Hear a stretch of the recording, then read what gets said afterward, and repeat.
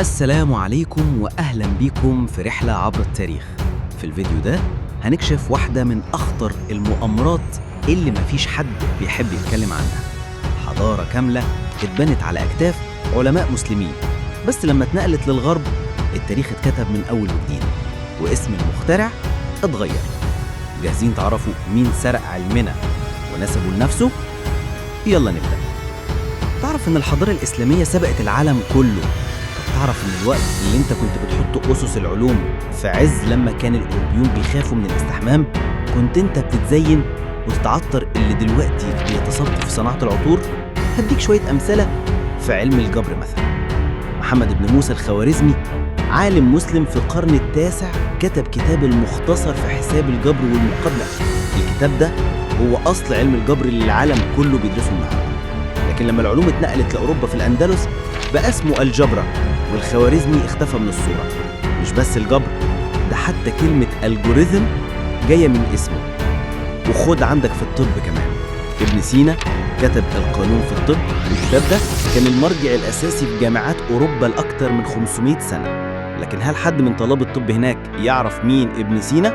لا، غالبا هيتقالك إن أبوقراط أو جالينوس هما الأساس، رغم إنهم ما وصلوش لنص اللي عمله ابن سينا أو الرازي. زي مثلا ابن النفيس اكتشف الدورة الدموية قبل ويليام هارفي ب 300 سنة، بس جسود اللي كتب في التاريخ هو هارفي. طب تعال أقولك على كارثة هتصدمك. تعرف إنهم خدوا اختراعات ونسبوها لنفسهم، اللي بيقولوا لك حقوق الملكية الفكرية. عندك يا سيدي الكاميرا، مش اختراع حديث، ده ابن الهيثم وصفها بدقة في القرن العاشر وسماها القمرة المظلمة. الساعات بناها الجزري واخترع نظم تشغيل معقدة بمية وأوزان. وهقولك على حاجة، الخليفة هارون الرشيد بعت ساعة للإمبراطور الأوروبي شارلمان ومفكر الساعة فيها جن. تخيل اللي دلوقتي بيقولوا لك إحنا أصل التقدم. اللي بعده البوصلة، تطوير عربي من الصينيين ونقلت لأوروبا عبر الأندلس، وغيرهم كتير من الاختراعات. طب أقولك على حاجة، تعرف الميكروفون أول ناس عملوه هم المسلمين؟ انصدمت؟ لأ، اهدى. بص يا سيدي، في جوامع الأندلس كانوا عاملين نظام أنبوب أو ماسورة من النحاس أو أي معدن، وليها فتحات في كل ناحية من الجامع، وبكده لما الإمام يتكلم الصوت يوصل لكل المصلين اللي في الجامع. الاختراعات دي اتنقلت، لكن لما دخلت في إيدين الغرب تحولت لابتكارات غربية. حركة الترجمة وسرقة المعرفة.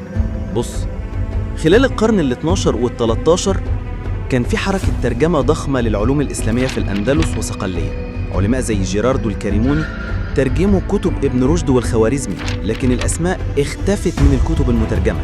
النتيجة، النسخ الأوروبية بقت المرجع ونسينا الأصل. كتير من المؤرخين الأوروبيين اعترفوا بده. المؤرخ جوستاف لوبون قال إن الحضارة الأوروبية قامت على أنقاض حضارة المسلمين. سارتون قال إن ما بين 800 و 1100 ميلادياً العالم كله كان بيتعلم من المسلمين. وفي الخاتمة، السرقة مش دايماً بتتم بالإيد، أوقات بتتم بالقلم. بص يا سيدي، التزوير اللي حصل مش بس سرقة أسماء، ده سرقة هوية كاملة. يعني لما طفل مسلم يفتح كتاب في المدرسة ويلاقي إن كل العلماء اللي اتعلم منهم العالم أجانب، ولا كلمة عن ابن الهيثم ولا الرازي ولا الجزري ولا الخوارزمي، إيه اللي هيحصل؟ هيبدأ يحس إن مفيش حد من حضارته عمل حاجة، وإن التقدم دايماً جاي من بره. وده أخطر من أي سلاح، لأنك لما تزور التاريخ بتزور العقل وبتكسر الثقة بالنفس، بتخلي الناس تعيش في ظل غيرها وتصدق إنهم أقل وإنهم دايماً متأخرين وإنهم لازم يقلدوا علشان يلحقوا. التزوير ده مش بس في الكتب، ده في الأعلام، في الأفلام، في المناهج، في المتاحف، في كل حاجة. تدخل متحف في أوروبا تلاقي أدوات علمية عربية بس مفيش أي ذكر للي اخترعها. تشوف فيلم عن الطب تلاقيهم بيقولوا إن أوروبا هي اللي بدأت كل حاجة. طب فين ابن سينا؟ فين الزهراوي؟ فين ابن النفيس؟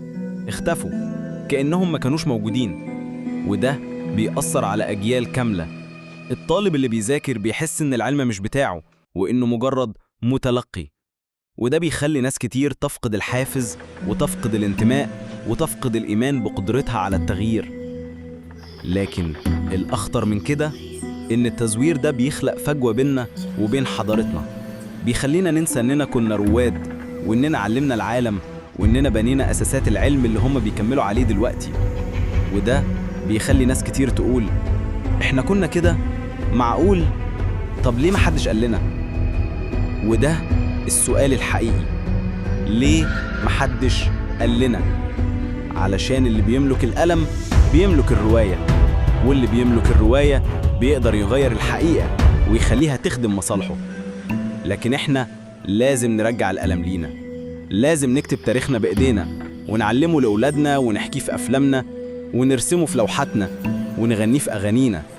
لازم نرجع الثقة ونكسر الصورة اللي رسموها عننا ونقول للعالم إحنا مش بس كنا موجودين، إحنا كنا الأساس. التزوير مش بس بيزور الماضي، ده بيهدد المستقبل. لو ما وقفناش هنفضل نعيش في ظل غيرنا وننسى إحنا مين وجينا منين وقدرنا نروح لفين. علشان كده الفيديو ده مش مجرد معلومة، ده دعوة للوعي، دعوة للصحوة، دعوة للكرامة.